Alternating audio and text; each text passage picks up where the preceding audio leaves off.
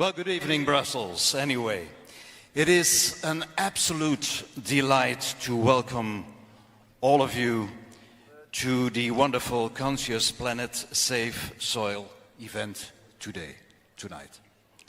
I'm Koen De Bouw. I will be your host this evening.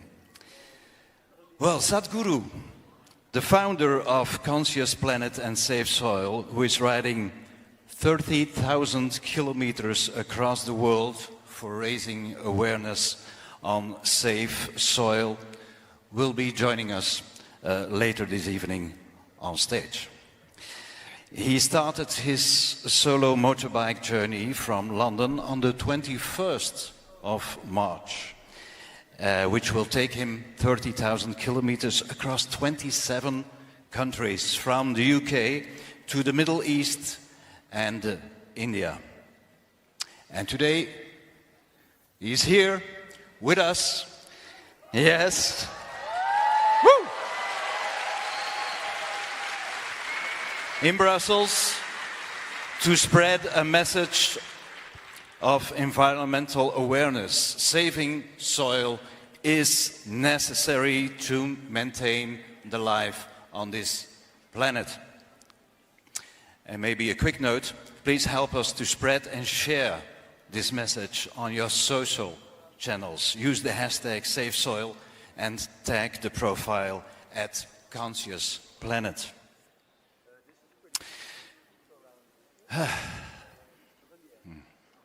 Now, UN Secretary General Mr. Antonio Guterres warned, making peace with nature is the defining task of the 21st century.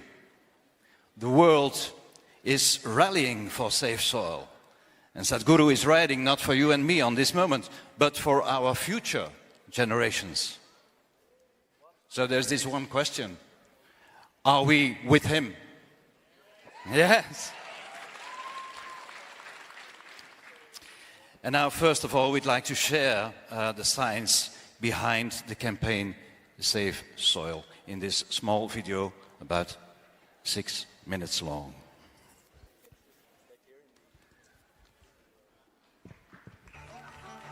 We are talking about climate change, carbon emissions, and global warming and various other aspects,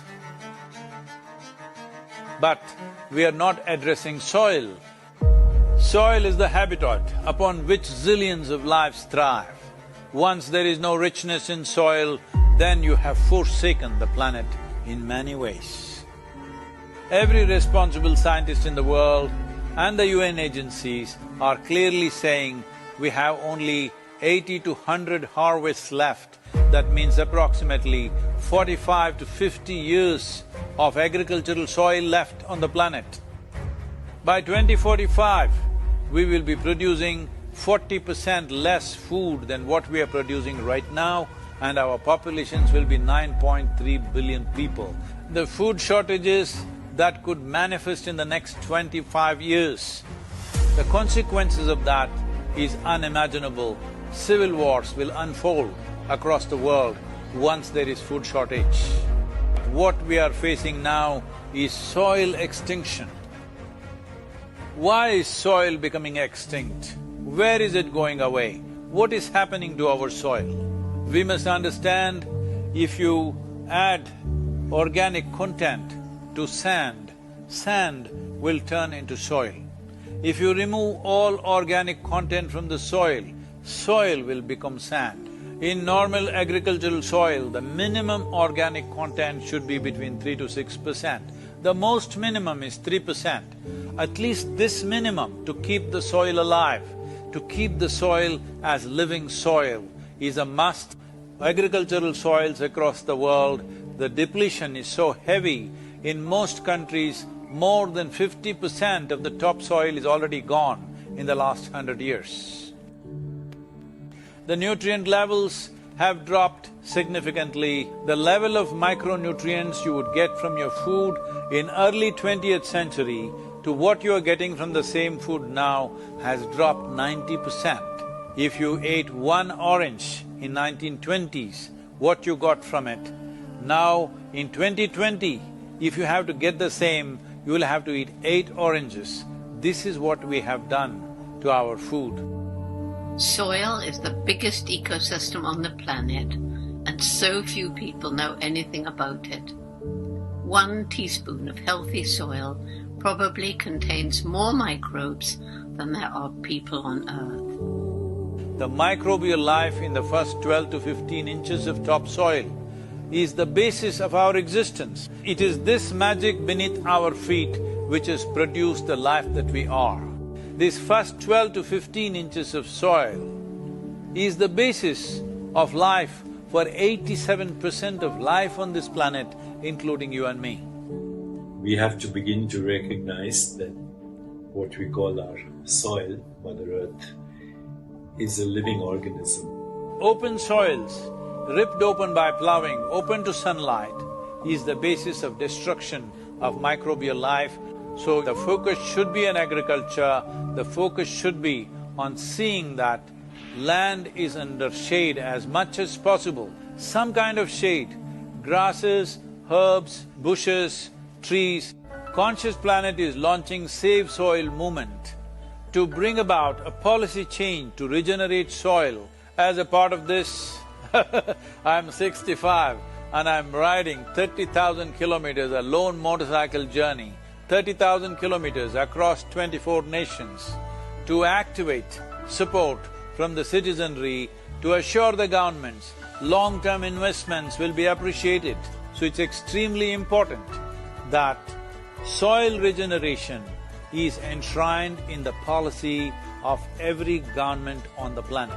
We must change the narrative on the planet that soil is a wealth, a legacy we have received from previous generations, and we have to pass it on as living soil for future generations. We are in a cusp of time. If you do the right things now, in the next 15 to 25 years, we can significantly turn this situation around and regenerate the soil.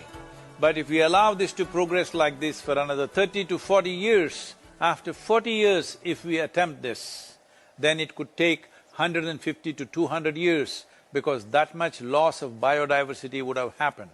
From 21st of March for 100 days, the whole world, every human being on the planet should talk soil. So we must hear the word soil, save soil everywhere to see that the narrative on the planet changes towards the most vital aspect of our life, the soil. Each one of you should reach as many people as you can to make this happen. Many global leaders and influencers are already participating in the movement. Be a part of this and let us make it happen. From my part, as much as I can contribute. And the movement that you are taken up, I could not expect any more God's blessing than that. Sadhguru, and this campaign is so important. We're going to save the soil. Do your part. And saving the soils. And our planet's future depend on it. Sadhguru, save soil, my friend. Save soil, let's make it happen. Antigua and Barbuda is part of the Save Soil mission. We commend you for what you're doing. That is why we are happy to sign the MOU. The science and philosophy that backs the thought behind the movement is tremendous. Save soil, let's make it happen. Save the soil. We know what we must do, so let's make it happen. Let's make it happen. Let's make it happen. Let's make it happen. Let's make this happen. Let us make it happen. Let's make it happen. Let's make it happen. Let's make it happen. Let's make it happen.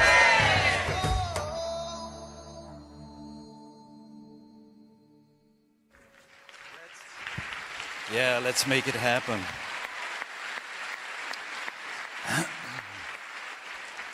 We have with us today Mohombi. He's the hip-hop singer from Sweden, whose songs have been on the world's top 10 lists. So please welcome Mohombi, who will present a rendition for Save Soil. Welcome.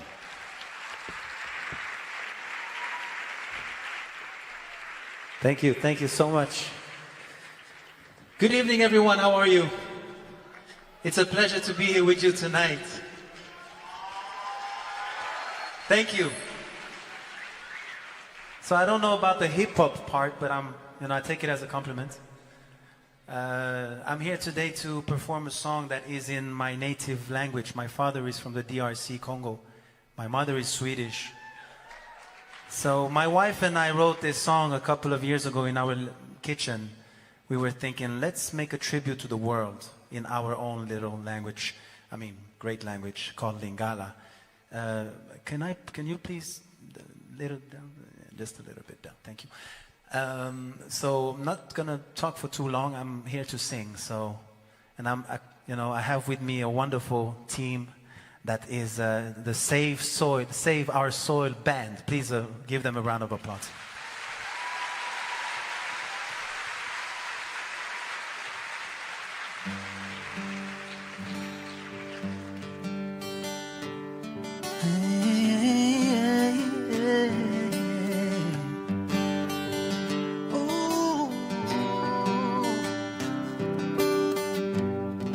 This is a tribute to the world.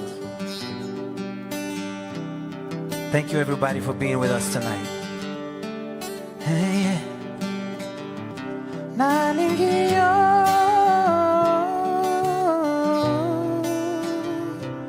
como One Africa, Banyokolio.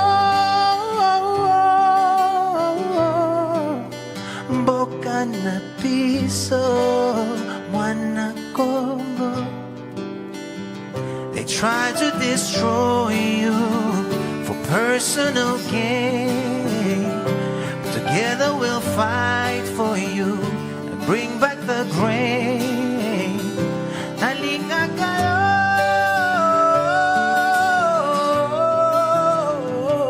Africa, one Africa.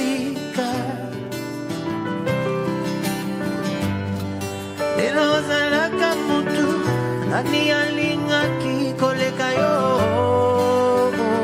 na makasi lelo na mokili mobimba batu baza kumona yo elembo ya pasi nalobi tambe tokocha elikia na biso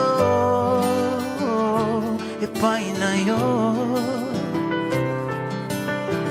akela yo na kimya pona nini lelo totoni na nzala nalingiro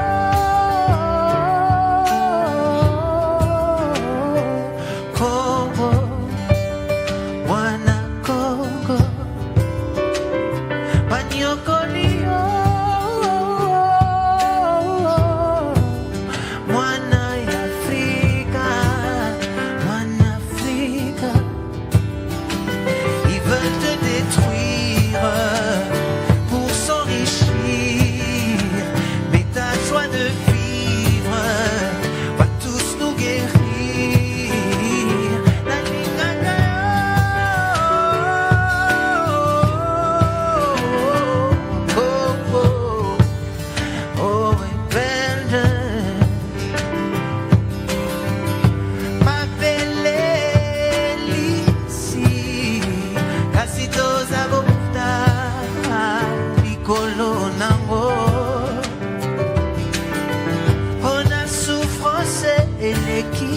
Mulani ekoma kokitisa pasya motema nalobi zabe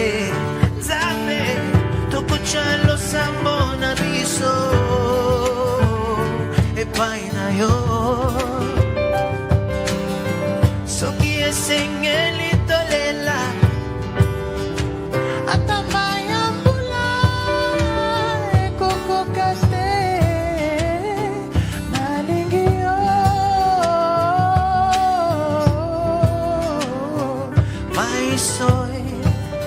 God save my soul. Banyokolio. God save my soul. Gotta save my soil. This is my soil. This is your soil. This is my planet. This is your planet. Gotta take care of it. Boka na nga, biso nyo so.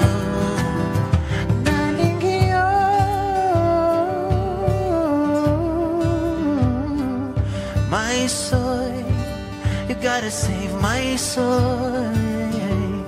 Banyokolio, gotta save our soul. Gotta save our soul. Save our soul. Now, if you think about it, soil rhymes with soul. This is our soul. It's our common soul that we need to nurture and take care of. And we're just watching it. Because of personal gain, we're watching it just die. And that's not cool. Because if you want to save your soul, you better start saving your soil. Thank you so much. My name is Mohammed. Have a wonderful evening, everyone. Hey.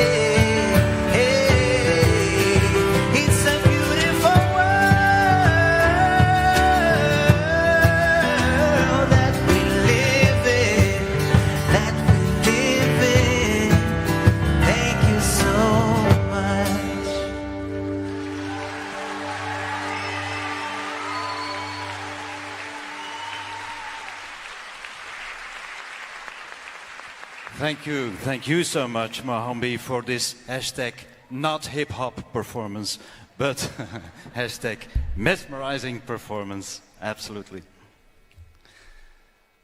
As an actor, sometimes I'm wondering, and I would really, if someone would ask me to exchange my limited talent as an actor with that of a musician, I would do it immediately. Oh yes. They are able to touch your heart in 1 second. As an actor, you need 90 minutes. We need at least 90 minutes. So it is indeed inspiring and overwhelming to see the world unite for this cause, Save Soil. So on stage, you will tonight witness an ensemble of world-renowned musicians and dancers united for this single cause, saving the soil of our planet. So let me welcome, and sorry if I don't pronounce the names very well. Tonight I can't even pronounce my name very well. So let's welcome Samuelito, Antoine Boyer, Georgim, Norik, Karin Gonzalez and Eduard Kokar on stage.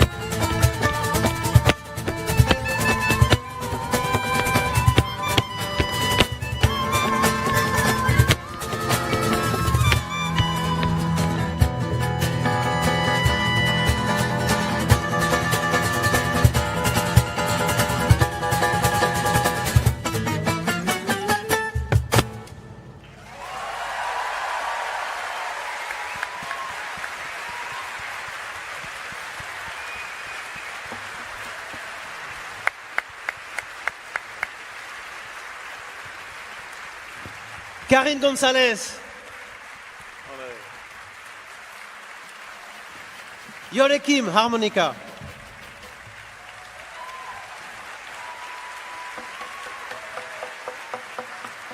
Antoine Boyer, guitare. Norik, vocals.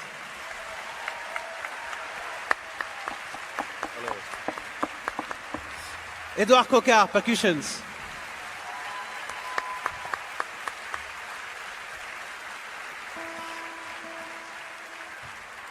Thank you very much. My name is Samuelito. I'm a flamenco guitar player. We come from France, and we are very, very honored, happy, and blessed to be here on stage and to be part of this movement, Safe Soil. So thank you, everybody, for being here. Thank you, Sadhguru, for this wonderful work and movement you are doing. It's so wonderful to see you.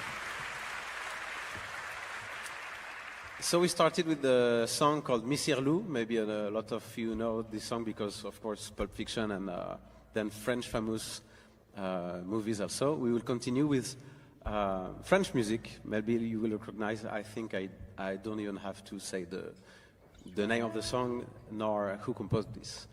So French song in the gypsy jazz style.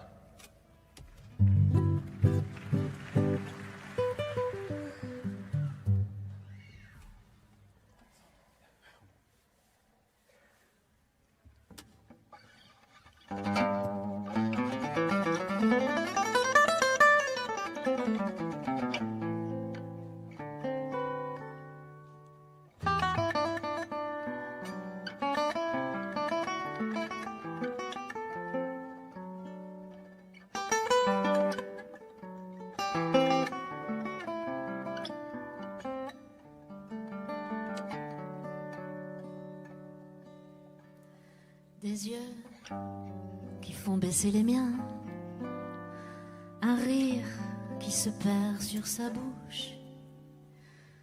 Voilà le portrait sans retouche de l'homme auquel j'appartiens. Quand il me prend dans ses bras, il me parle tout bas, je vois la vie en rose. Il me dit des mots d'amour, des mots de tous les jours, et moi, ça me fait quelque chose. Il est entré dans mon cœur une part de bonheur dont je connais la cause. C'est lui pour moi, moi pour lui dans la vie. Il me l'a dit, l'a juré pour la vie.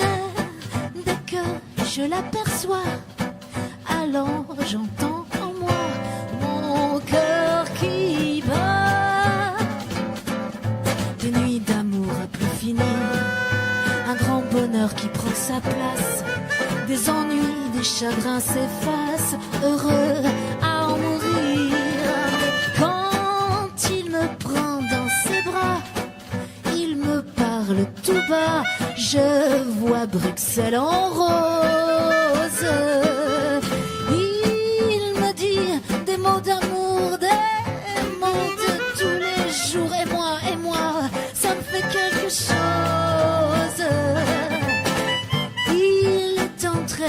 Dans mon cœur, une part de bonheur dont je connais la cause. C'est lui pour moi, moi pour lui dans la vie.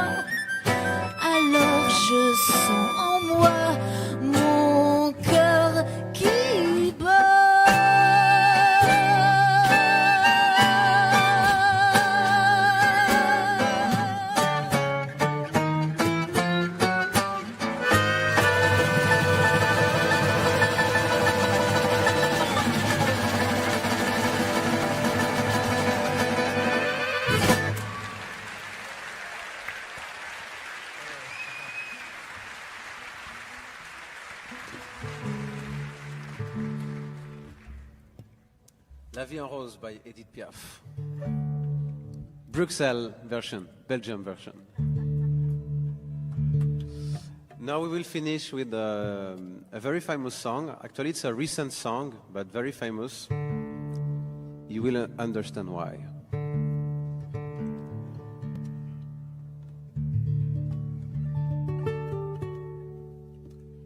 Maybe all of you don't know this song, but I would be really surprised.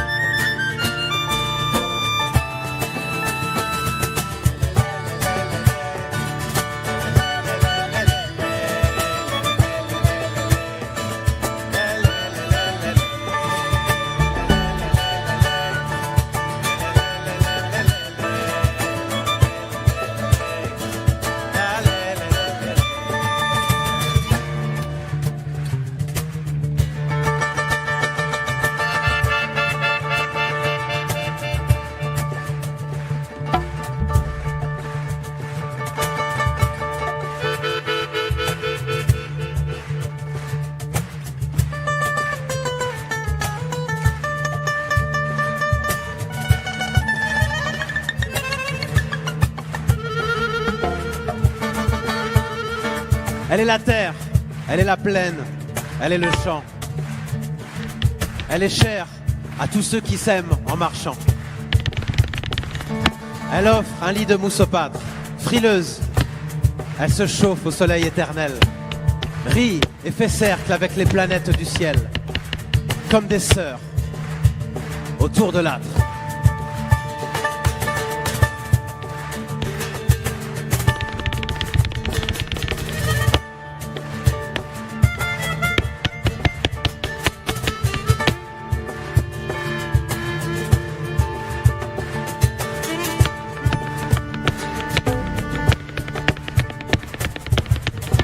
Elle paye à chacun sa dette. Meurtrie, elle demande aux hommes: à quoi sert le ravage? Quel fruit produira le désert? Pourquoi tuer la plaine verte? Elle ne trouve pas utile les méchants. Pleure la beauté virginale des champs. Déshonorée et en pure perte.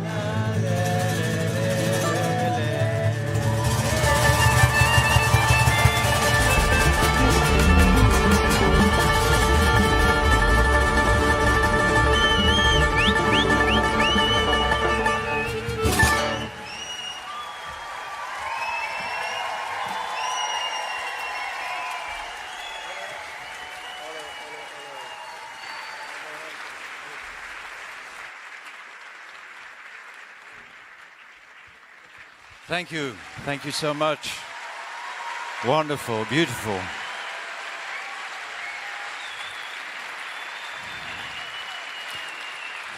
Thank you all, this wonderful ensemble of amazing musicians and dancers, for this enchanting performance. Thank you. Yes, bravo. Now, I have to say this. I'm not used to do this, so normally I would be really. My wife and my youngest son, they are here, and they would tell you that I would be very, very nervous normally. And the fact that I'm not is only because of you. You are so sweet and kind, and I wish to thank you for that. Thank you.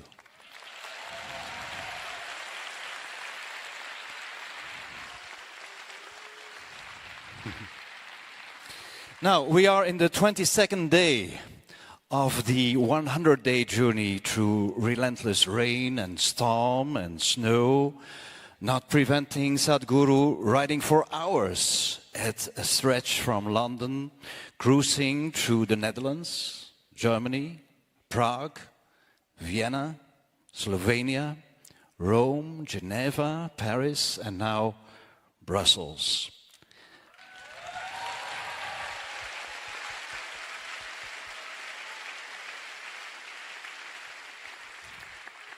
And in the same time, he's meeting up with global leaders, influencers, citizens, and their elected representatives, which have hosted the Safe Soil event so far.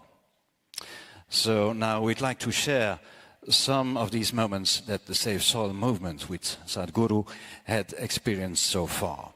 It's a happy, funny, dangerous journey up till now, and how the world is dancing in rhythm, saying, "Safe soil."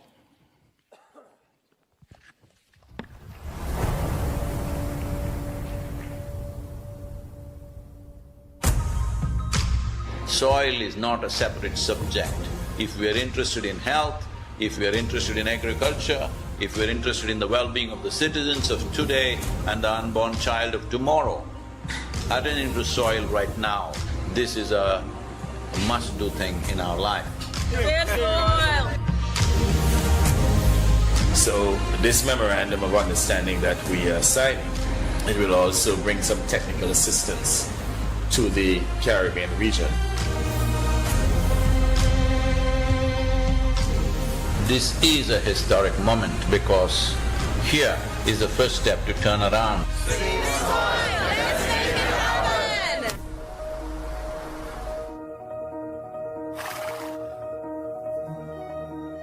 It's an extraordinary campaign.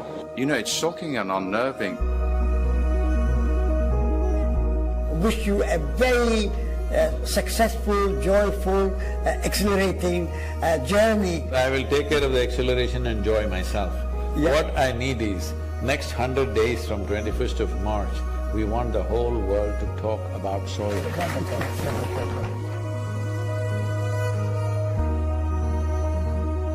If you want to say, "I love you" to your child, you must just say "safe soil," because it is a more committed way of saying "I love you." You are probably one of the most famous Indians. And what you're doing today is really important because people like you who have a wonderful following of millions and millions of people, and what you're doing with that is so important with saving the soil.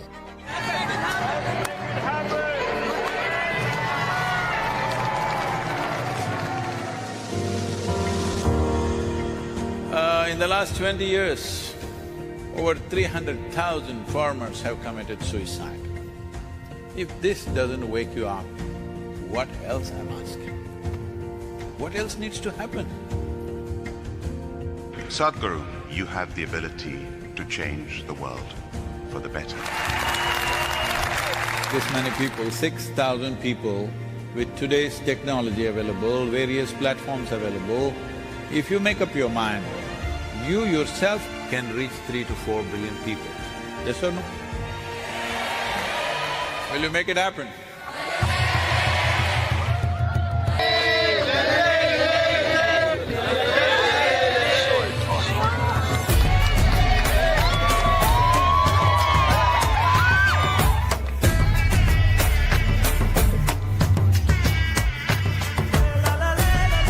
I don't have many followers. What is the thing I can do to help to save the soil? In your neighborhood, do a jig. Initially, people will think, what's wrong with her? After some time, kids will come and dance with you. Tell them, just go and tell your parents, they must talk about this. I'm saying go and request people. I'm saying at this time, if you don't talk to people, we will be a very regretful generation. Please, let's not go there.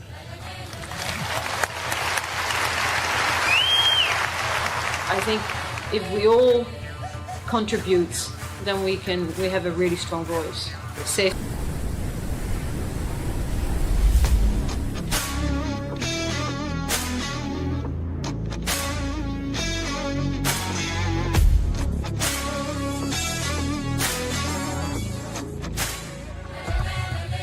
Event is about to start. There's a lot of crowds still waiting for us to get inside. There has been so much excitement and everybody is so excited to hear Sadhguru talk about Save Soil.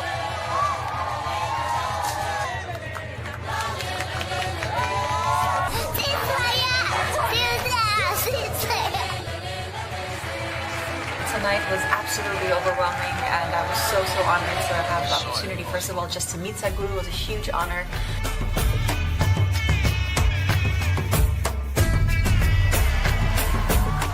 Sadhguru is very charismatic and he says it as it is.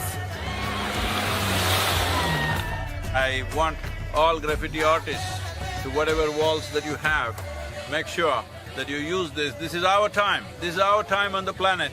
What we do here is our business. Let's do the right things and save soil and let's make it happen.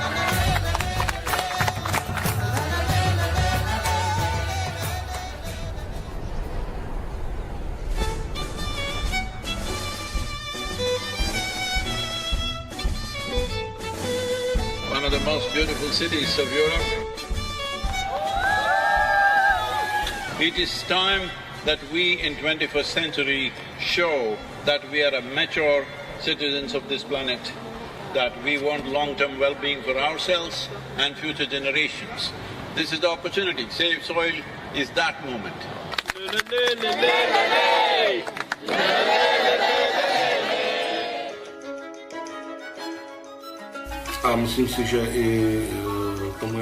And I'm convinced that both our Minister of Agriculture as well as the entire ministry fully supports that trend or that direction. He's offering me much more than I came to ask him for. It's our common issue together. It's not for one nation, for one person, but we as people have to unite and to solve this.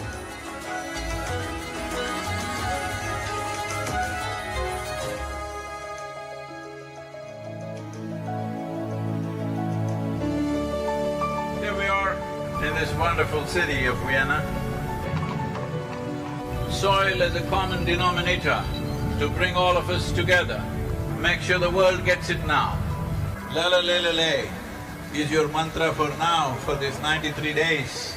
And above all, don't pick a fight with anybody, it doesn't matter what they're doing, because we need every one of them. Yes, I know war is an important thing, but it's such an important thing that we can do without in our lives. At least from here on, cutting-edge technology should not go into military weaponry. This you must pitch for.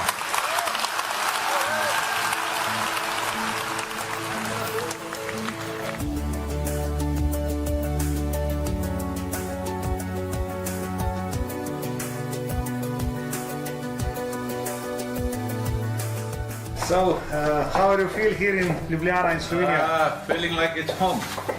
Rešimo prst!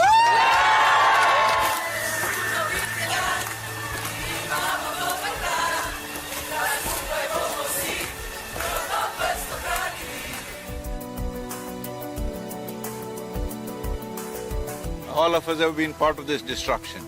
The only way is all of us become part of the solution also. So let's make it happen.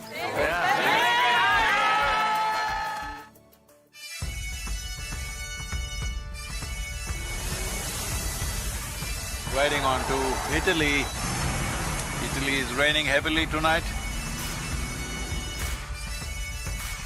Here in Venice, what a city. I am a huge admirer of Rome because whoever did it, their sense of geometry is so fantastic. The former president of European Parliament, he is 100% with us, and FAO is our partners now. And we are very happy that we are aligned in our message to hide the profile of soils, and we believe that is very much needed. This great city, which is known as the Eternal City, we must understand over 2000 years ago, this Eternal City made the mistake of overfarming the region, and the erosions that caused did tremendous damage, and that was also the fall of the city at that time. So, the Romans of today should never make that mistake once again.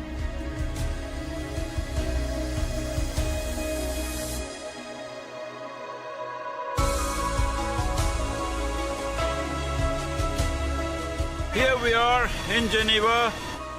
I think it's a message of urgency, but it's also a message of hope. So I would really like to thank Sadhguru for his leadership. The global movement led by him addresses the soil crisis by mobilizing people around the entire world.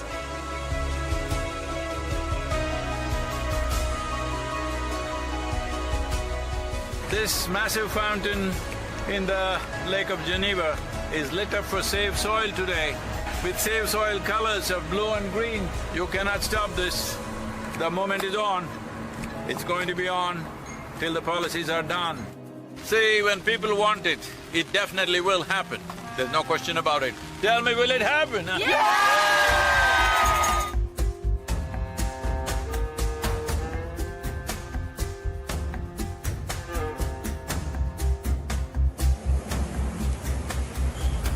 And in this cold, slippery road and winds are picking up speed.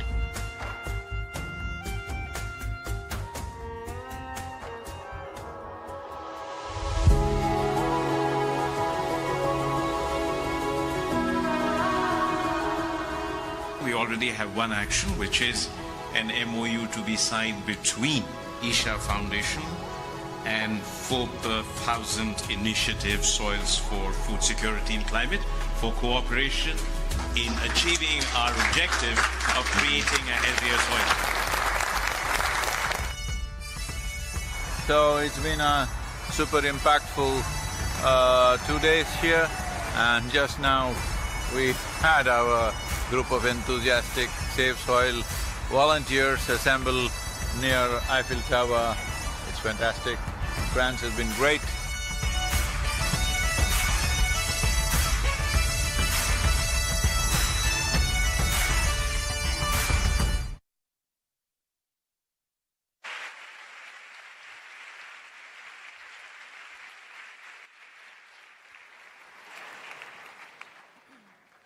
It's getting warmer and warmer, isn't it? Yeah. So in a good way. Our honored guest today is Patrizia Heidegger. She is the Director of Global Policies and Sustainability at the European Environmental Board, which is Europe's largest network, bringing together 170 civil society organizations from more than 35 European countries for sustainable development and justice. So please welcome Patrizia Heidegger.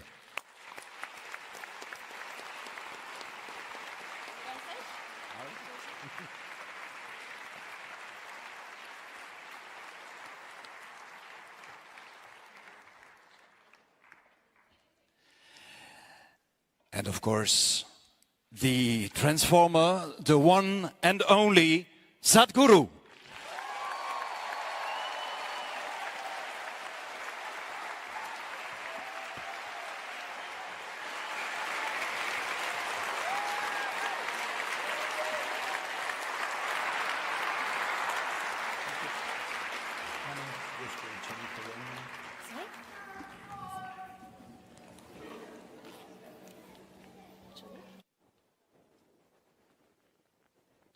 Please sit down.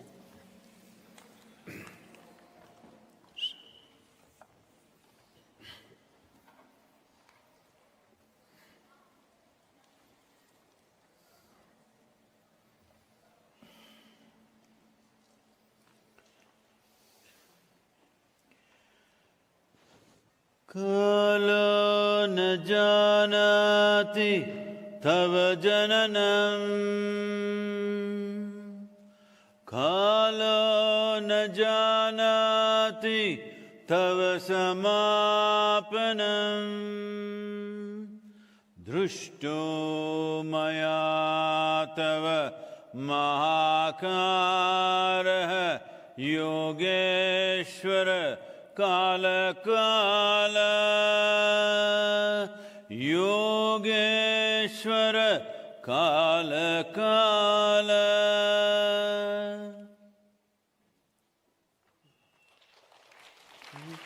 Good evening, everybody. Namaskaram and good evening.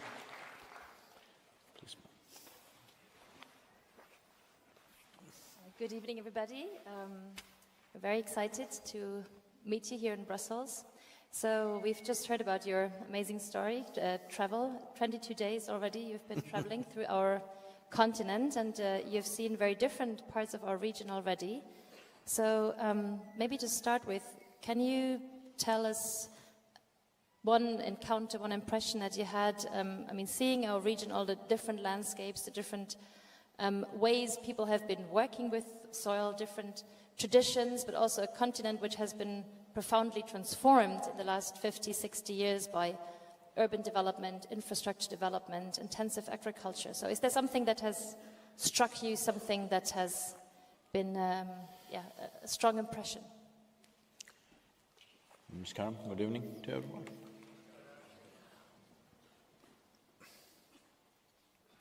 See, agriculture is not new to Europe. Particularly in southern Europe, agriculture has been a very active part of it, like countries like Italy, very much strong agricultural nations. What has happened is after World War II, this post-World War II anxiety of wanting to meet the food requirement for the people, where there was a real issue, the genuine issue out there. So these emergency measures that they took to cross that moment, unfortunately, we did not see it as a bridge to cross over and then get back to normal. We stayed on the bridge for too long. The same emergency measures continued. Agricultural policies and agricultural tradition itself completely transformed itself into an emergency mode. See, in our lives, when there is an emergency, we may do certain things to ward off that particular danger that we have. We cannot be in that mode for always. That is the mistake that's happened when I really see it. So, yeah, well, as we've heard, it's also here in Europe we are facing soil degradation at a very large scale, at a worrying pace. Urban development, infrastructure development, sealing of soils is increasing. Agricultural intensification is making our soils more prone to erosion. Chemical pesticides use has not been going down despite all of our knowledge and development of pesticides that require less, smaller doses. We have millions of contaminated sites around our region, and several European countries already suffer now from desertification. A few months ago, last November, the European Commission for the European Union presented a new soil strategy, And we now have a political target that by 2050 we want to restore the health of our soils. What do you think, what is the role that agriculture needs to play? What is the role for agroecological farming and forestry practices to restore our soils and to provide us with healthy and nutritious food? See, when it comes to urban infrastructure, just now I was coming to this auditorium, well, our GPS led us somewhere else, to a totally different place. And then we were trying to race here somehow and get here on time. What I see is this is the fact in most cities in the world, not just in Europe. Both sides of the traffic are busy, both sides of the road. What does this mean? People who live here work there, people who live there work here. What's wrong with us? We just like to be on the road, it looks like that. For fun, if you're on the road, there must be another road where we can go and have fun. But right now, people are going to work, neither are they enjoying their drive. Unnecessarily, they're spending so much of their productive time on the street in every city in the world. But you will see both sides of the traffic busy means something wrong, the way we're designing our cities. Well, a large part of the city might have happened long time ago, we might not have much choice about that, but at least the newer part of the city, are we looking like that? We are not. Generally in the world, nobody is looking at that. So we build unnecessary infrastructure. Infrastructure is very needed, but how much infrastructure, for what purpose, is something we could look at. About industrial scale of agriculture, as I said, that scale of agriculture was needed because at that time there were famine situations in the world. This happened everywhere in the world, not just in Europe. I'm not very certain about the date, probably it was 2012, if I'm right. In 2012, we produced enough food for 18 billion people. We did not have 18 billion people, nor do we still have, fortunately. We still don't have 18 billion people, I hope we won't go there. But we produced food for 18 billion people, still nearly 2 billion people were hungry. So where is this going? So, from the store to the stove, from the stove to the plate, from the plate to the stomach, there is a huge loss. I do not know the statistics in Europe. In United States, they say only 1/3 of the food that comes on the plate goes to the stomach, rest goes somewhere. So this lack of regard for that which makes our life is a serious issue.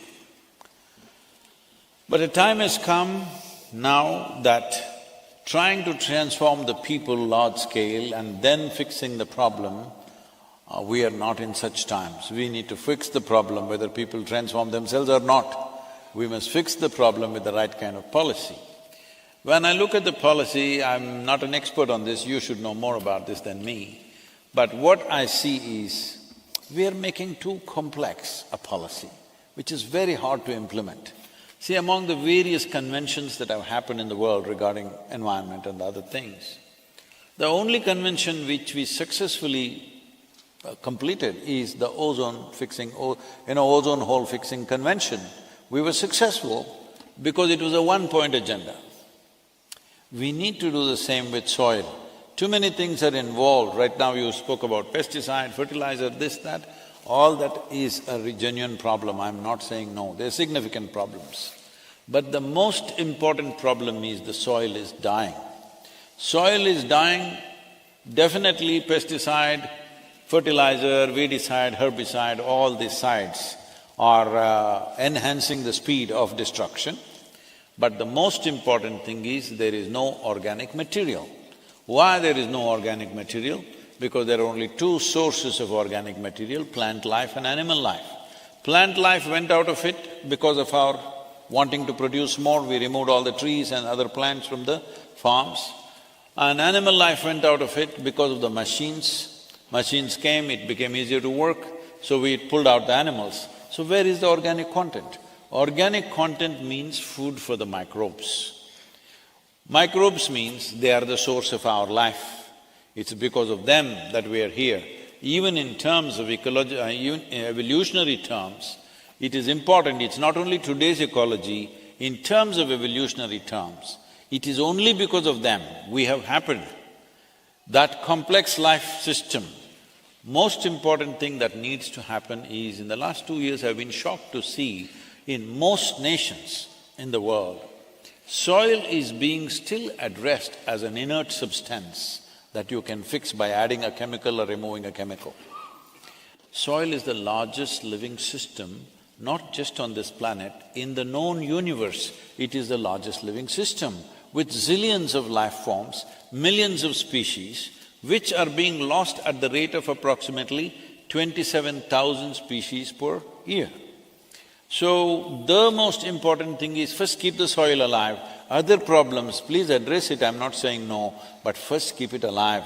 I'm saying, I'm a human being, so one doctor may say my liver is not okay, another may say my kidney is not okay, another may say my brain is definitely not okay, otherwise why would I take this job?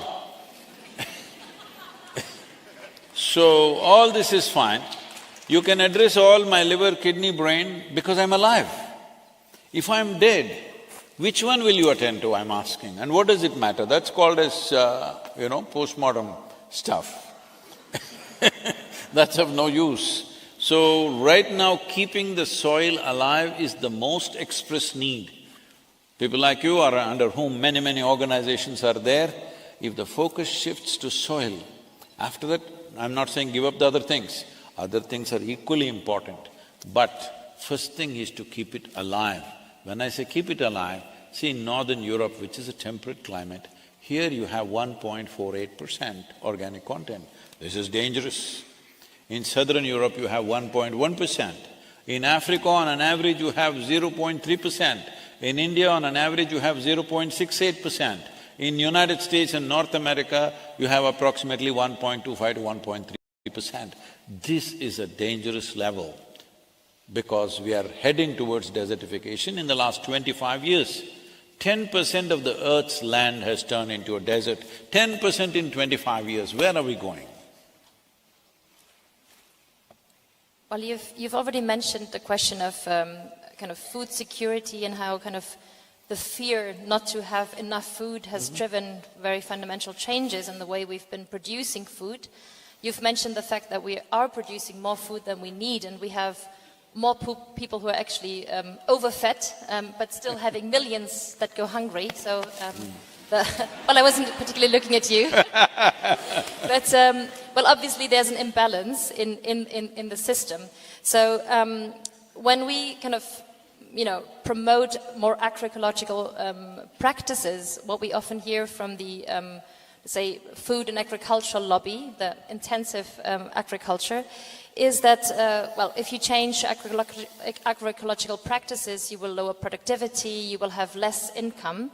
Now, research has shown that this is not necessarily the case, and we came across some recent research from your home country in India, from Andhra Pradesh, where we understand a quite large share of the agricultural production is under agroecological practices, and where research has shown that once you transition from, let's say, conventional or intensive agriculture to more agroecological practices, you might have a stagnation of production and of income, but on the long run, you will actually see an increase in productivity, you will even see an increase in farm income. So, Can I say something on that? See, in southern India, we have this project going as Project Green Hands for the last nearly 27, 28 years now. And then we came up with the Rally for Rivers and then Kaveri Calling. What this is largely the kind of agriculture which has a minimum of 10% of the land has the necessary organic content for the remaining 90%. This is in the form of trees, in the form of fruit trees, in the form of timber trees, variety of things.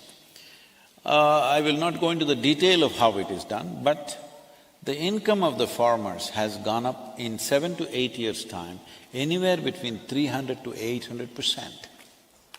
The soil content, the soil quality has improved significantly. Water tables have come up. Nutritional value in the food has gone up. In the marketplace, it is sought after, this particular produce that comes from this. Variety of crops, not any one crop. But doesn't matter what kind of industrial farming you do or dastardly farming you do, but will rich soil assist you or will it be against you? That is a simple question. This is why I said we should not complicate this with too much talk about fertilizer, this one, that one. See, how much fertilizer or how much pesticide gets into the food that you're eating depends on a variety of factors, not just on the volume applied. On a given day when you apply, what stage of development is the crop in at that time? Is it flowering? Is it pre-flowering? Has the fruit or vegetable already come in? What is it? Apart from that, what is the humidity conditions on that day? Did it rain? Did it snow? What happened on that day? What is the temperature? Accordingly, that much of it gets into the food, nobody can 100% gauge it how much. But we are talking about destruction of the soil. Destruction of the soil definitely is happening because of these applications. Why are these inputs going up on a yearly basis? Because the soil is getting weaker, the farmer is trying to compensate by putting more and more fertilizer and whatever else. Does any farmer, any industry, industrial farming companies, individual farmers, small, big, whatever, will they disagree that if you make your land rich, minimum 3% organic content, if you bring, we will give you an incentive, will anybody be against it? Nobody will be against it. Last 2 years, what I'm seeing is, I have been talking to a whole lot of people around the world, various agriculture ministries, ministers, heads of state, variety of people. What I see is everybody in responsible positions, every one of them knows what is the nature of the problem, what is the nature of the solution. They may not know the detail, but they know the nature of the solution. I've been wondering, what is this? Everybody knows the problem, everybody knows the solution. It looks like they were just waiting for an idiot to bell the cat. Here I am. Because it's always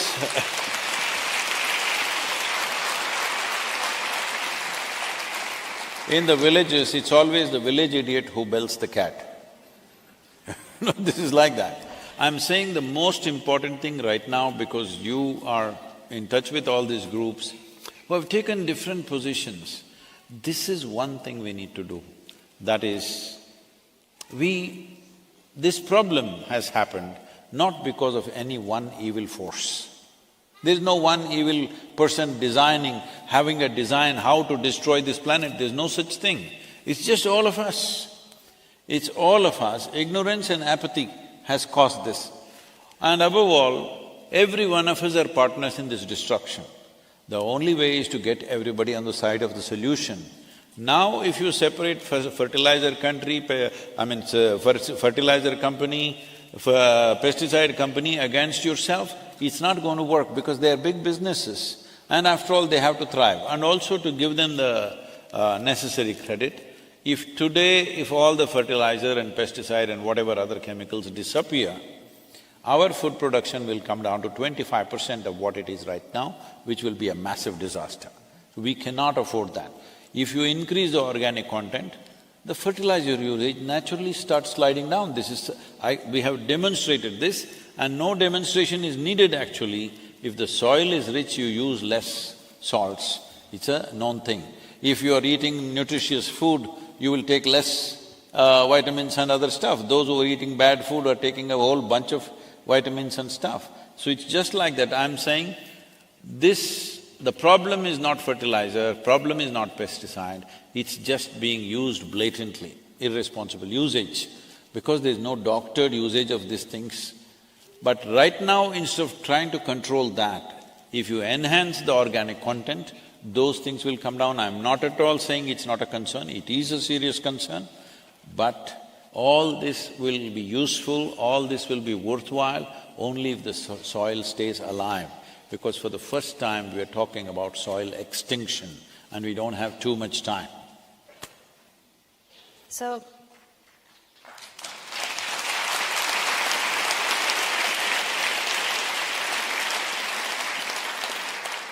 What we have seen here in our region is that despite, let's say, better knowledge and despite better technology, we haven't seen the amount of pesticides being used coming down or the amount of synthetic fertilizers coming down, rather the opposite. Now we have an agreed target now that we want to reduce the use of hazardous pesticides by 50%. That's an agreed political target. But the argument that we kind of need that high input of chemical pesticides, of synthetic fertilizers, that argument has been used based on that fear that we need that to kind of sustain ourselves, to produce enough food, even though the very input is degrading our soils, which on the long run might actually What will be the consequence if I use more pesticide? Is there a punitive action for that? Sorry? What will be the consequence? Suppose I am a farmer and I use much more pesticide than what you ask me to do. Is there punitive action for that? Well, I mean, there's certain pesticides that can be used and that cannot be used, and now we have targets to reduce the use of pesticides, but the one problem is that this argument that we need that high input is needed to produce the amount of food that we need, even though we know on the long run it's actually undermining our ability to produce enough food on the long run. So you said you're advocating for a higher organic material percentage in the ground. So can you say a bit more about how your campaign will for instance, support and work with farmers to kind of also increase their knowledge and their capacity, for instance, to use natural pest control, and what needs to be done to control the amount of input? See, in India, for example, there is a company with whom we have been working, which is one of the largest companies, which is making biopesticides, which is organic kind of pesticides. One of the things that they're doing is, they're taking neem seed, you've heard of the neem tree, the neem seed oil, and using that, it is quite effective. But they've been collecting neem seeds all over the country, but they don't have enough neem seed in the entire country. Even if they gather it from everywhere, it's simply not enough, and it doesn't even fulfill 2% of the requirement, pesticide requirement in the country. So we want to grow the neem seeds. They're asking people to grow, but nobody wants to dedicate land to neem trees because a neem tree takes minimum 20–25 years before it becomes reasonable size. It's a very slow-growing tree. So people came up with hybridized neem trees. Those neem trees don't have the same bitterness in their seeds, so it doesn't work. So I'm saying there are many complex issues. Even if you intend, a lot of things cannot be done overnight. But one thing we can definitely do is enhance the organic content. If you enhance the organic content, need for fertilizer will definitely start sliding down. Pesticide, I feel the simplest way to do this is, if you convert the entire region into a certain kind of farming. Right now, I am doing organic farming, you're doing regular farming and we are neighbors. Once you spray, all your insects don't die, they all come to me. This is what is happening, because we are not converting an entire region. If an entire region gets converted, there are ways to do it. But when individual farmers go for it, they pay a huge price. And above all, farm economy is such a fragile thing. If you mess with it a little bit, the whole thing will collapse for the farmer. The highest number of suicides in the world is among the farming community. Both in India, in United States, people were saying even in Europe, in some of the countries, it is the highest for all the other professions. So this is happening because we are not understanding how hard and fragile it is to be on the farm. We need to address that. That's why I'm saying there must be incentives. If you raise the organic content, there must be incentive. Let's say you raise it to 3%. See, right now in the marketplace, they are saying this apple is organic. What is the other one? Is it inorganic? Is there something like that? Is it the same apple that Adam ate, that things went bad for him?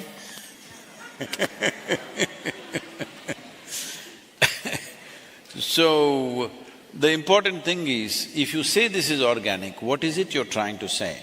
You're trying to say either no pesticide and no fertilizer has been used, which I doubt most of the time. But if it is so, it's great, but that is going to be very limited produce, it's not going to serve the world. It is only going to serve 1% of the elite in the world. It will not serve the larger requirement. But instead of branding it as organic or inorganic, if you brand it as, let's say my field has 3% organic content. If I say this apple comes from a field which has 3% organic content, there's enough science to tell you, for 3% organic content field, what are all the extra micronutrients that will be there in that? And there's enough science to tell you, because of these extra micronutrients, what are all the benefits that you have in terms of health, in terms of preventive health, in terms of psychological health, what are the benefits? Suppose my field is 6% organic content, what are the benefits? There is enough science. So first thing is to give an incentive for farmer to raise this and make the incentive attractive enough so that farmers will voluntarily go for that.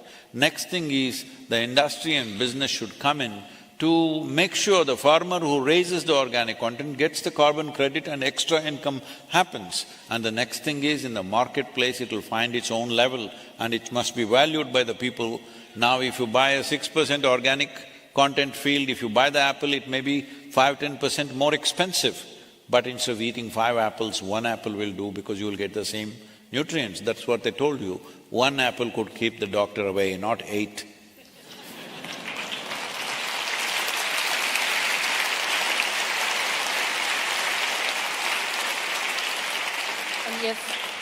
You have mentioned the suffering that farmers have experienced due to their dependence on buying and paying for things like pesticides and fertilizers. That cost is going up year by year. The cost is going up and people getting into a spiral of debt and dependence on these materials and their investment in that. And if their crops go wrong, they get stuck in their debts. So do you not believe that there is a responsibility for those companies producing pesticides and fertilizers, and especially in this region where we have stricter laws on what kind of pesticides, for instance, we can use, but we still produce and export those that are banned here because they're very hazardous to countries in the global south, where people, the farm workers, the farmers, the people working in the field are exposed to the health hazards. What do you think is the responsibility here? This has always been the case with pesticide or pharmaceuticals and whatever. What's banned here is sold everywhere else in the world. It's an unfortunate reality.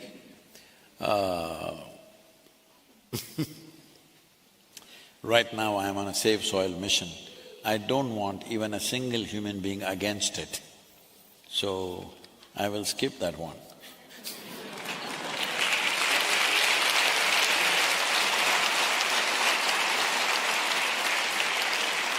So my last question would be around land as a resource. So land is a finite resource.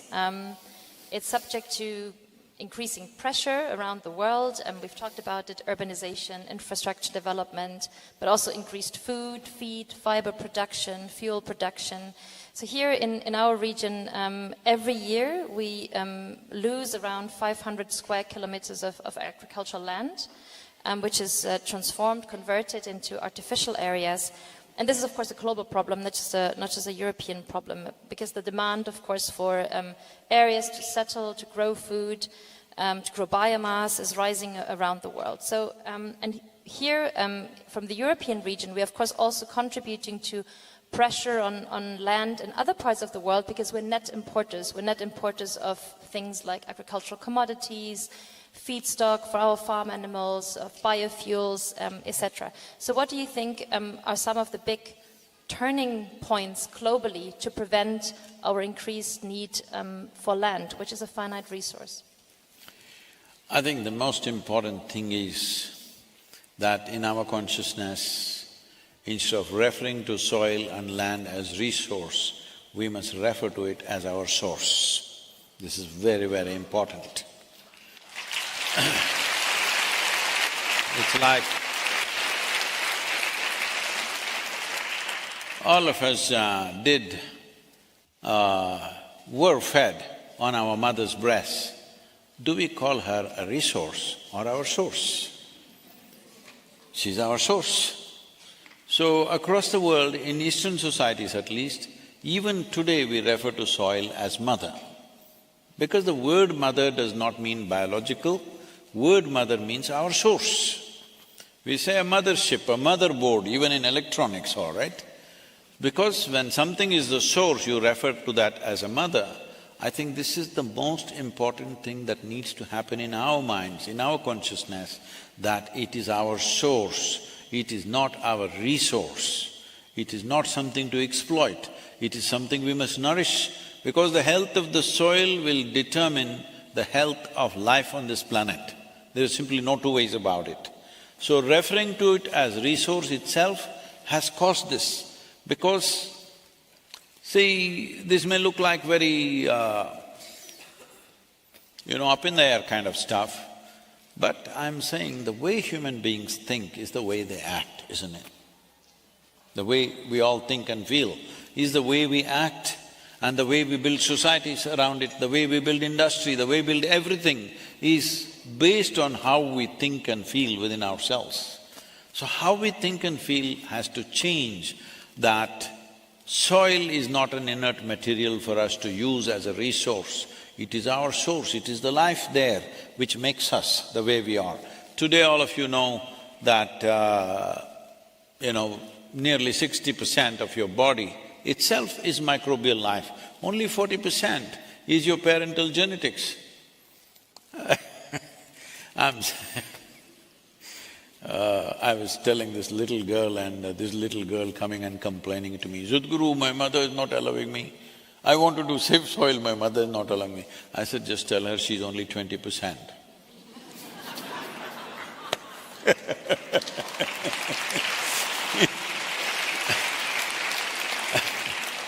Well, there's definitely a very big need to raise awareness about the meaning of soil, because it's definitely a topic which hasn't received enough attention, even though we're losing soil at a very rapid pace. So increasing the awareness about the role that soil is playing as a life support system for us as humankind and the rest of the planet is extremely important. So I hope your mission will be very successful in mobilizing millions around the globe to save soil and to create more awareness of what we need to do to protect it for us and for future generations. So I understand we're taking questions from the audience now. Before that, can I ask a question? Of course. All this variety of organizations which you represent in some way, I hugely respect their concern, but the mode, I think there needs to be a little relook. It's not for me to tell them how they should operate, but there should be a little relook on how we address this. Because this is our last chance, if you ask me. In the next 20-30 years, if we don't do some real fixing, we will be very sorry. As a generation, as a species, we will be very sorry. So, being in that kind of a crucial period, the most important thing is, there should be no human being who is against whatever campaign you're doing, whether it's pesticide or this, that. So for this to happen, we must take away this fighting mode. People are saying war against climate change. We don't need climate change is bad enough, we don't need a war. There is nobody who disagrees with what you're saying. It is just that immediate needs, express needs are making people act the way they act. The more we complicate it with too many issues, the more conferences we will have and less action we will have.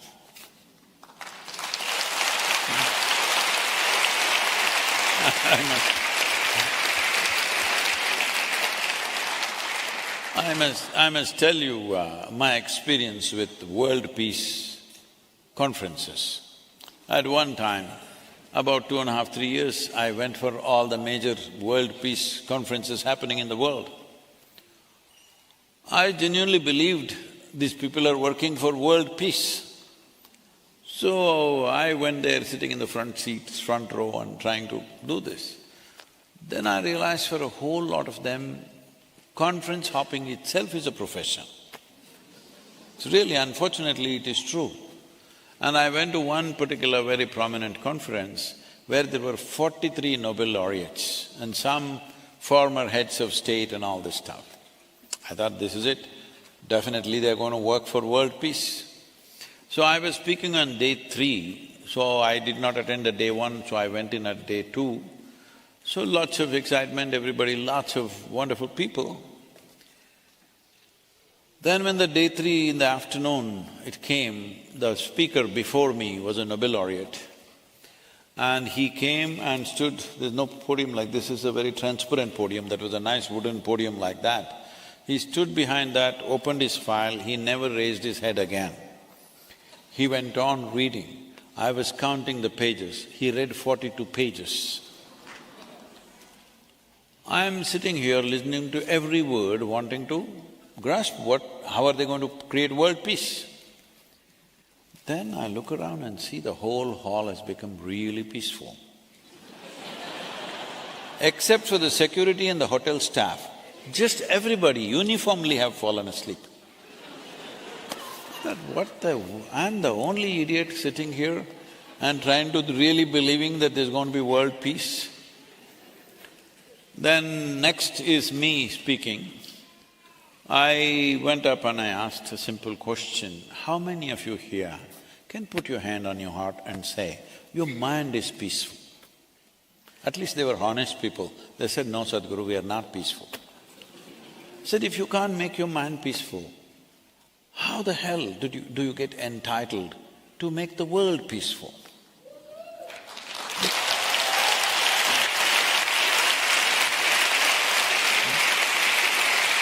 Because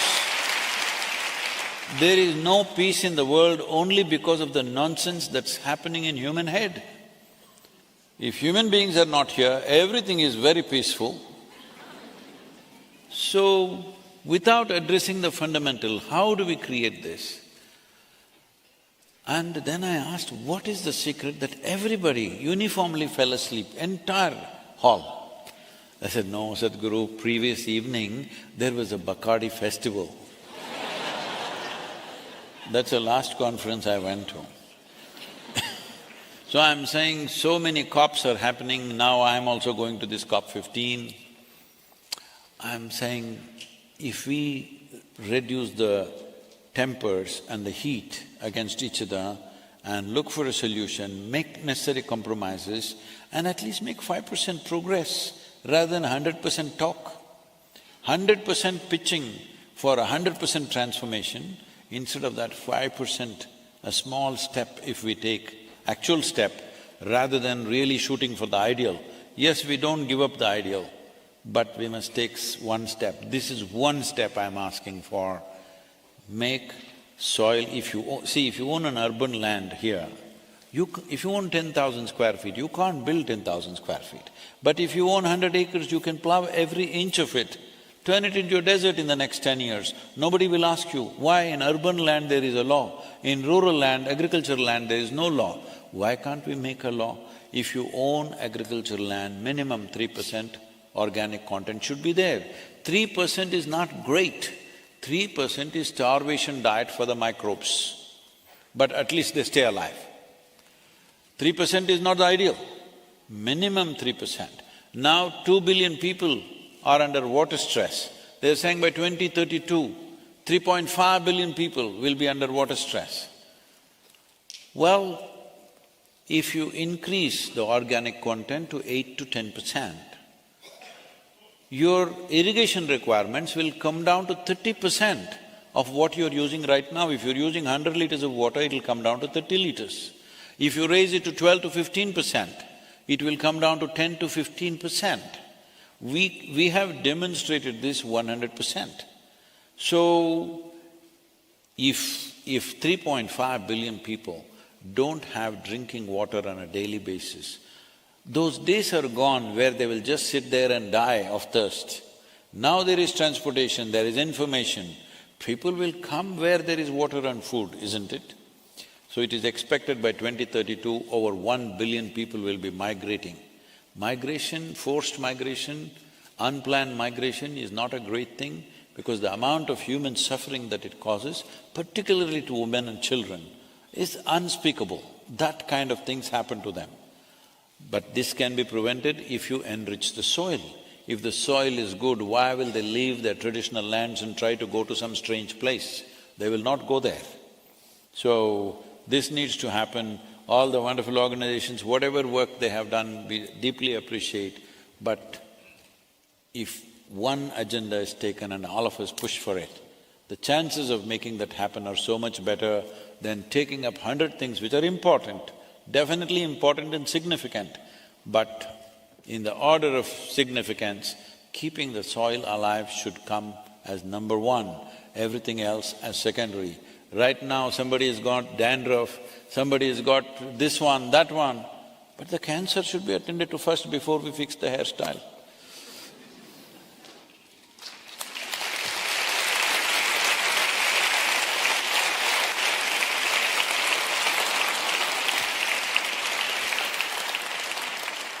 I'm sorry if I'm a little abrasive, because I feel this is express. This needs to happen now. Well, I agree with you that we have to take things step by step, and we also have to take people along. Things are not only fixed at conferences.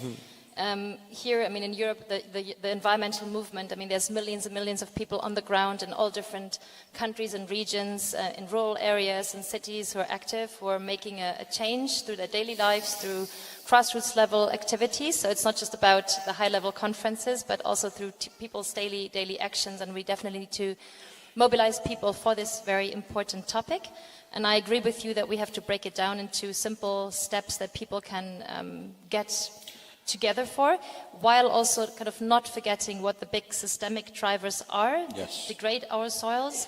So not reducing it to kind of one issue, but you know, for example, if we focus on the organic content only, but we don't, for instance, put a framework up that prevents further sealing of soils, further loss of agricultural land, then we'll also not be successful with the missions. I think it's all about linking the systemic issues to a strong core message that you're providing. 100%. I'm very much with that.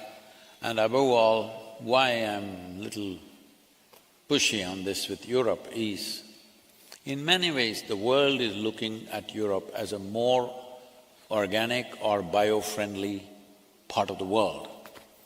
You doing things quickly is very important for the rest of the world because your organic content is 0.48%, but entire African region is 0.3%.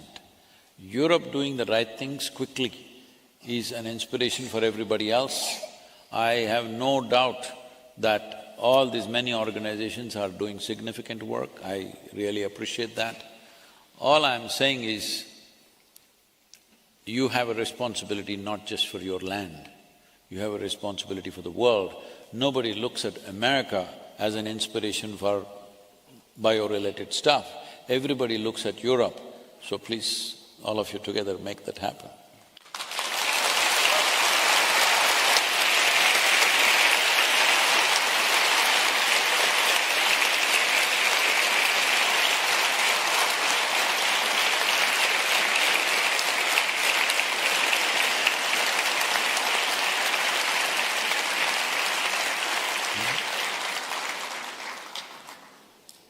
Are we taking questions from the audience? Yes, if they have.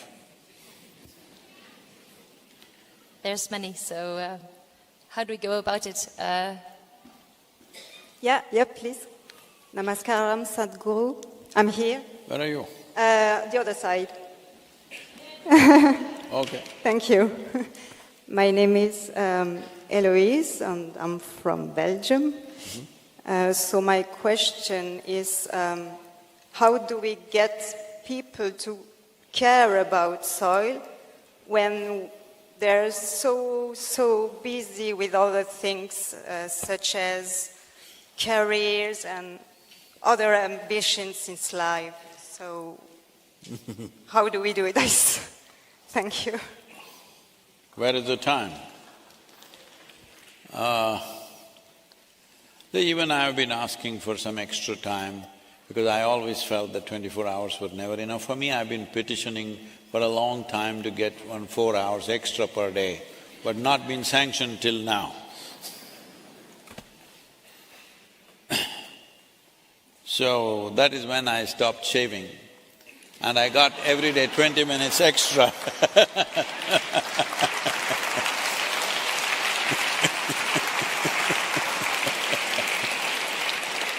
So, this nearly 2,000 people who are here,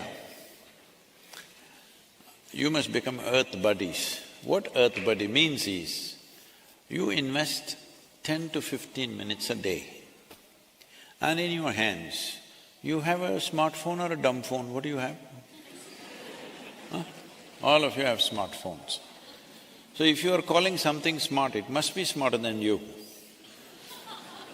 Hey, you call somebody smart only if they're smarter than us, isn't it?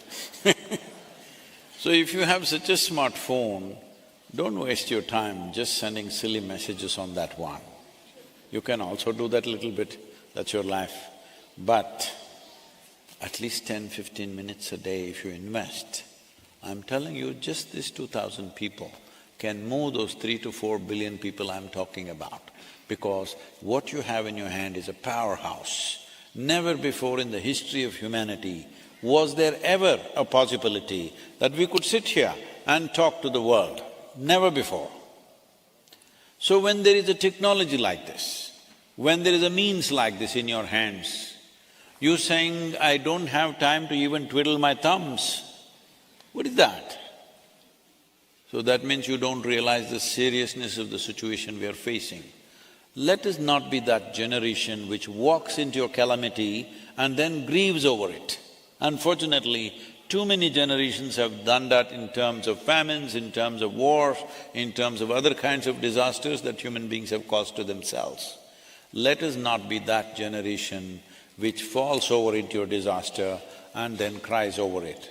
Let us be that generation which turn back from the brink of a disaster. Let us be that generation. The disadvantage is, nobody will know that you actually fixed the problem because you fixed it before it happened. This is what you should be. Hello?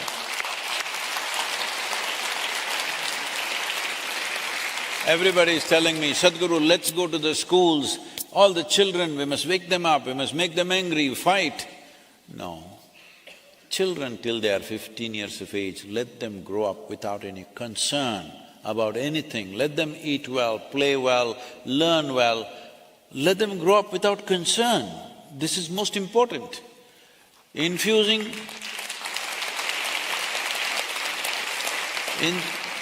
Injecting poisons of anger and hatred and resentment into a child's mind is a very horrible thing to do, because how a child processes these emotions is very different from how an adult would, and their entire life could get poisoned because of this.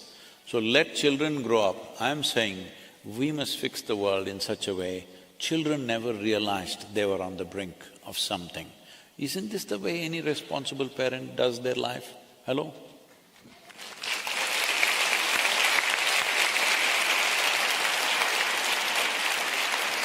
So, do I have an earth buddy in you?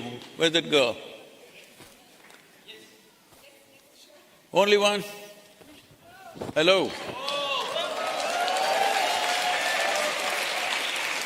See, I'm addressing the COP15 in the month of May. 170 nations are to be represented there with either their agriculture ministers or environment ministers, and a few probably heads of state. If you have over 3 billion people saying something about soil in some social media, we know how to aggregate these numbers. If we have that number, we have a solid case to give confidence to the governments to take the needed steps, because you must understand, in a democracy, governments are not elected to do something fantastic. They are elected to fulfill people's mandate. I'm asking you, in which nation on this planet has it happened? 60% of the population has stood up and said, we are concerned about long-term well-being of our nation, of our biodiversity, of our children's lives, we are concerned. In which nation have they expressed this? Only in some tea party or maybe in a group of concerned people in a conference or wherever they're talking. Where has 60% of the people stood up? That's all I'm asking you. Get 60% of the world's population, 60% of the adult population to say something about soil in the next 100 days.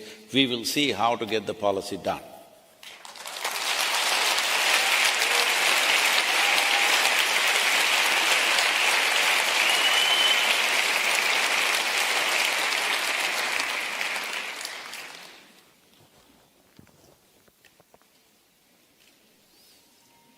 Are we taking the next question? Whose turn is it? You're the boss today.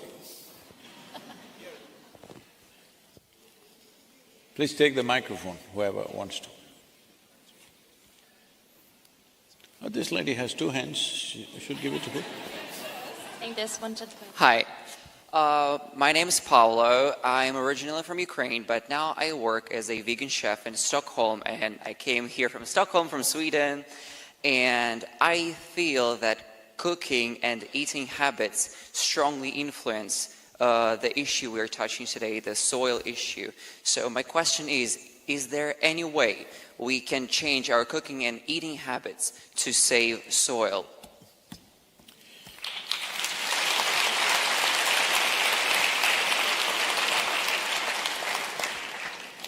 As I told Patrizia some time ago, I'm also telling you, if I talk about how you eat, what's wrong with the way you eat and what you eat, then I will alienate 50% of the population.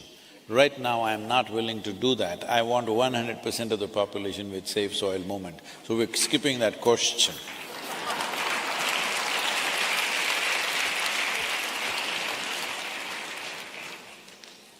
Okay, there's many more hands. Who's getting the microphone? Well, there's people going around with microphones. Yes. Namaskaram, Sadhguru. I'm here. I'm Heini. I'm from Belgium and Hungary originally. So I'm just here. Okay. You can go, nice to meet you. My friend, you can go. So I had a question in our day-to-day habits. What would be the most important thing to do to save soil in terms of, okay, I wanted to ask the same question as the previous man, but is there anything else we can do if we don't have that much power of that much audience? And in little things, you know, there are the keys for huge changements in the world. So what are these little keys we have to use to open these doors to a better soil health? Right now I'm not talking about these little things because you will do a little thing and think you've done your bit. This is a serious problem in the world. You do your little thing and you think you've done your bit. So we won't talk about those little things right now. I want you to do the big thing, that is to move the people. Oh, how can I do it? I don't have a following. Hey, go and dance on the street, huh? People will gather. What do you think I'm doing? I want you to understand, what do you think I'm doing? Making a fool of myself, going around the world. Really, this is not my job, because I thought if we don't do it now, it may be too late, somebody has to do it.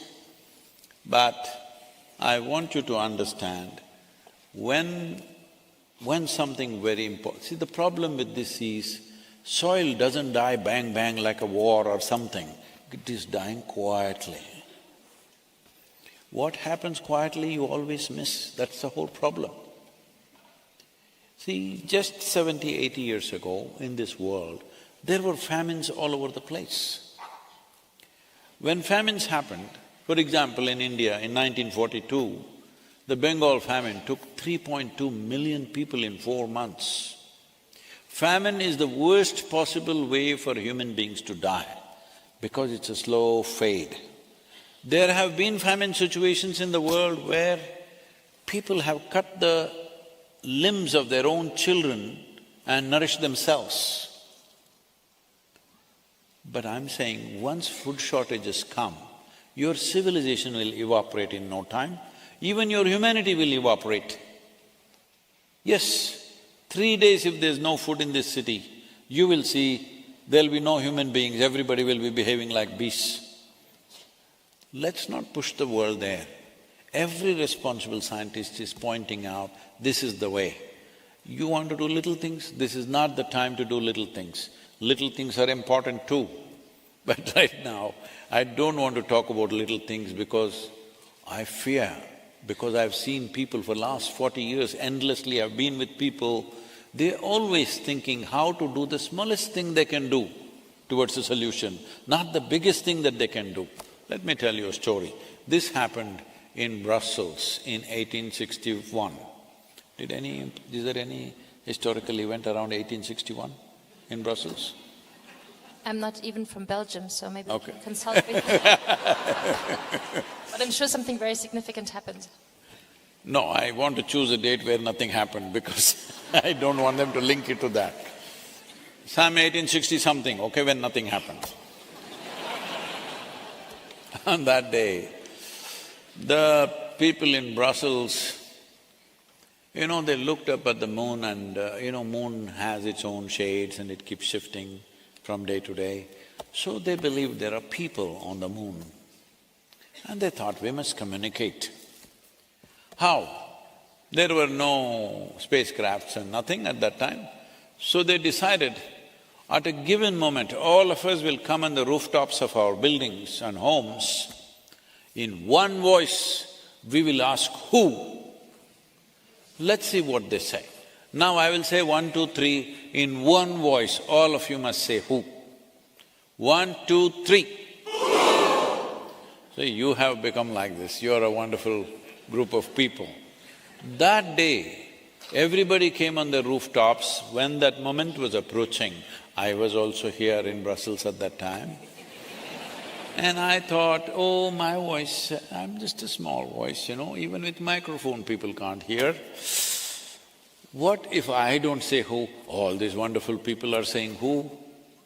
So I thought this is a, unique moment, all of you saying who in one voice.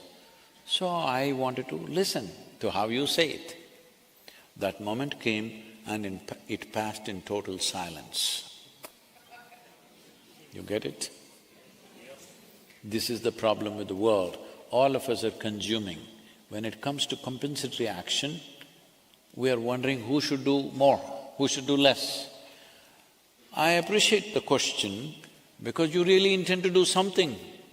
But as I said earlier, you going and fixing your garden, you changing your diet, all this is important. All this is important when it happens on a global scale. But it will be lost when you do it individually. I am not saying it's not good. It is very good for you and for the soil, even if one person transforms. But right now we are at a place where we want to push the policy. Because unless it's enshrined in the policy, now she has some land, she is doing a great job, I have some land, I'm doing a great job. Where is the guarantee next generation will do the same thing? Unless it's in the policy. Unless it's enshrined in the policy, there is no guarantee it will sustain. So this is why it has to get into the policy. Right now when we're taking this step, don't ask me how to take the 10th step. That is why a whole lot of efforts have fallen on their face, because they're trying to take the 10th step when they should take the first step. You must get me 3 billion people, you. Okay? Do whatever you have to do, don't ask me what.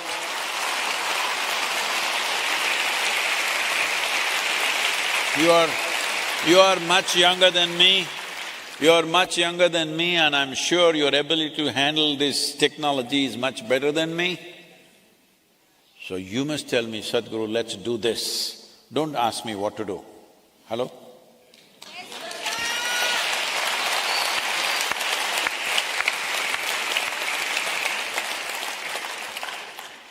Yes, let's take the question from the lady here. Namaskaram, Sadhguru. My name is Ishata and I'm from Amsterdam. And before I ask my question, I would like to say that it has been such a delightful and wonderful evening, and listening to you, it's just so fantastic, and I would like to thank you. You're beginning to enjoy the problem, eh? Yeah. Well, you've truly inspired me as a young person to raise my voice on saving the soil. And I'm so thankful that you're raising the consciousness on this planet, so thank you.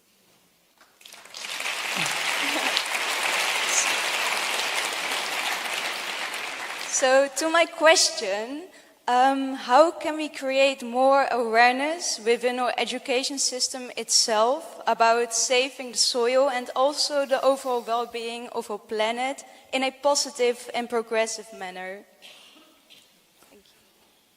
Well, one important thing that needs to happen is every child in the world must know that when you step out, you're stepping on a living entity called soil. Then you would walk a little more gently. When you walk a little more gently, every other activity that you do also you would do it a little more consciously. If somebody is lying down here, even by accident, if you stepped on them, will you just walk and go on? Hello? Hello? You're not that inhuman, aren't you? Don't say a lot of people. Unfortunately, there are a few people who put their humanity to sleep. There are people, but generally almost nobody here can do that, isn't it? If you as much step on somebody's foot, can you simply go? You cannot go. This is your humanity. So if children are conscious and if you are conscious, you are stepping on a living entity, you would walk gently, we would do our industry gently, we would do our agriculture gently. Will it happen tomorrow? No. But if this is the way we think and feel, slowly that change will happen. Because the problem is so massive, nobody believes it'll turn around tomorrow morning, all right? It will not. But the question is, will we at least orient ourselves in the right direction? Right now we are on the path of destruction. Shall we at least turn towards a solution? We may not get there today, we may not get there tomorrow, we may not get there in 10 years, but shall we at least start walking in the right direction? This must happen. This must not… wait. This is not going to be necessarily done by a government or an education system or something. You must do it in everything that you do, it must come out of you. Whoever you meet, it must come out of you. You're not giving them a lecture, just the way you exist. It needs to happen.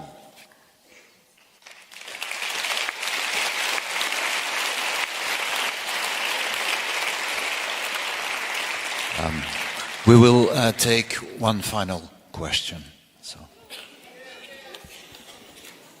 Name, where you're from?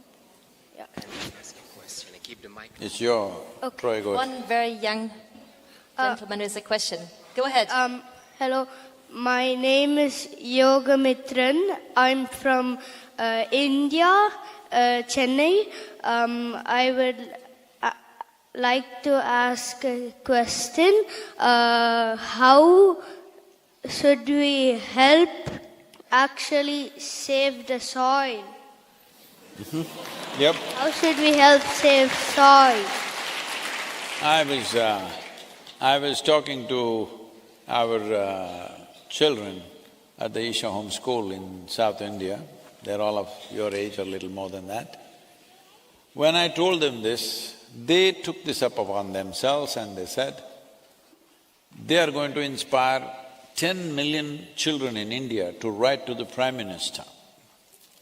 Right now, we have not reached 10 million, a few 100,000 letters have been written by children. Prime Minister's office is being inundated with children's paintings, children's save soil messages. They're requesting us, make it digital, please. These physical letters are becoming too many. So, somebody was telling me these, they've written all kinds of addresses, the children, and it's all over Delhi in post offices because children didn't get the right address. But I'm saying, even if 1 million letters go to the Prime Minister from children, you think anybody is going to ignore that? So you must get your school and every other school that you can possibly to write this, all of you. Get this going, at least 1 million children in Belgium should write to your Prime Minister. This needs to happen.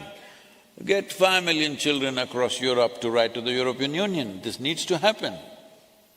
See, the governments must know to what extent people are concerned, otherwise why will they act? Just a handful of activists wasting their lives, going on doing this for their entire life. If everybody stands up, it'll happen very quickly, isn't it? They're spending their life.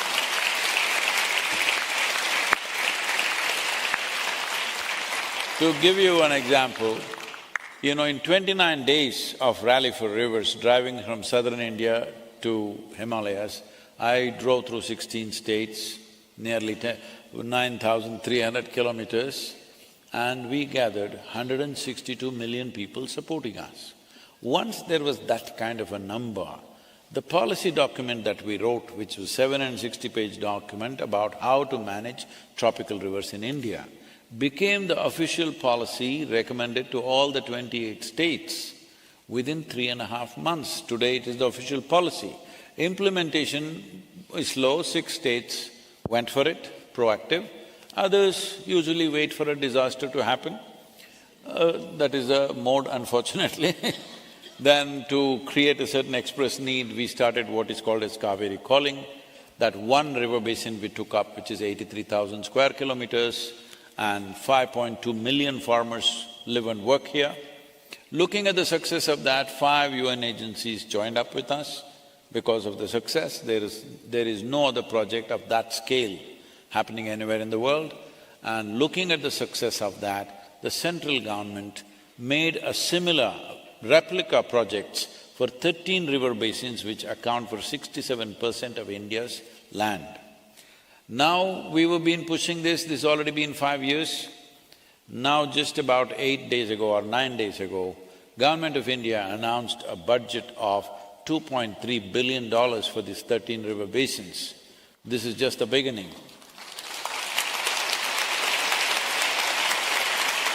So in all this, the most important role is that of the people. Because of the size of support that is there, government cannot ignore it. No democratic government will ever ignore the numbers, because numbers are the basic currency in a democracy. If you raise the numbers to 3 to 4 billion people in the world, everybody will sit up and listen.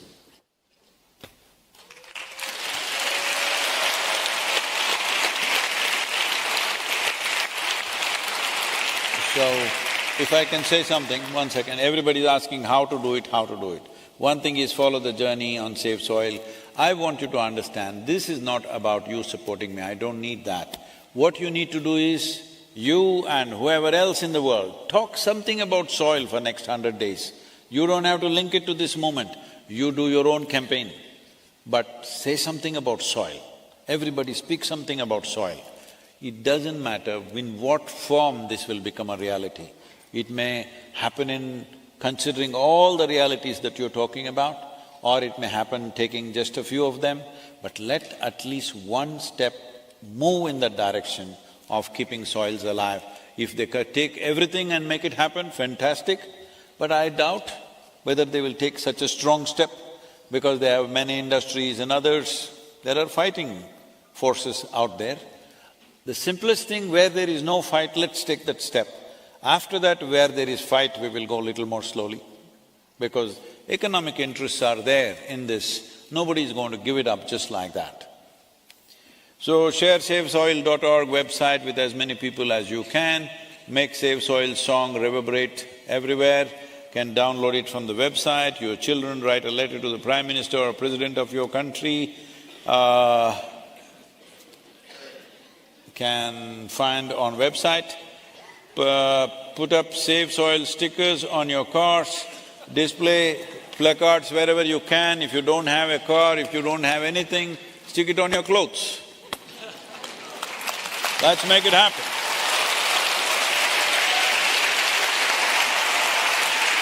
Thank you Sadhguru, thank you Patrizia Heidegger for sharing their insights and perspectives with us today. Thank you so much.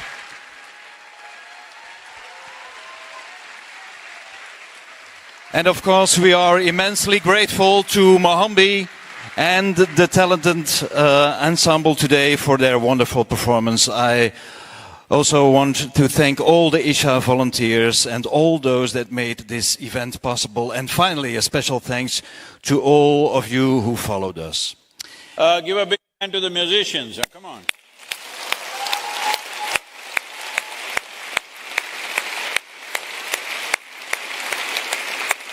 Sadhguru, would you like to share some final remarks with us? Oh, I think I've said enough.